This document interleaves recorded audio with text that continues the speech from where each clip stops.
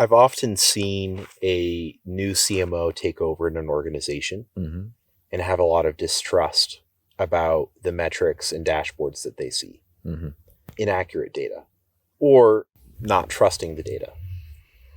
How would you address that in terms of application of AI? And if I'm that CEO, how do I know that the insights that are being given to me that morning why can I trust those? I had an example today that I ended up spending a few hours on where, depending on how the question was asked, there were more than one right answer. What is the ending number of units sold for this particular partner for the last 3 years? If I looked at the end of the year, the last 3 years, what is the number of units that have been sold? There was an answer that was generated, and I took a look at it, and I came up with a completely different answer. It was basically in how the data was being approached and which viewpoint it was from the distribution point of view or from the actual units point of view.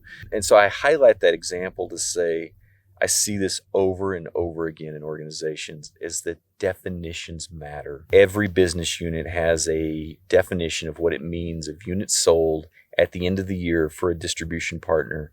And until you align that really at the C-suite within your organization, this will always be a problem, and it leads to tremendous mistrust, even though the 3 different people that answered that question were all accurate in the answer that they provided to the question. Wow. But they were working from 3 different definitions of what that question meant. I felt like an attorney, like nitpicking That's language. what I was going to say. I was like, that sounds like a contract, like a legal contract. It always starts with definitions. It absolutely does. And like, I'm finding that is some of the hardest work to do.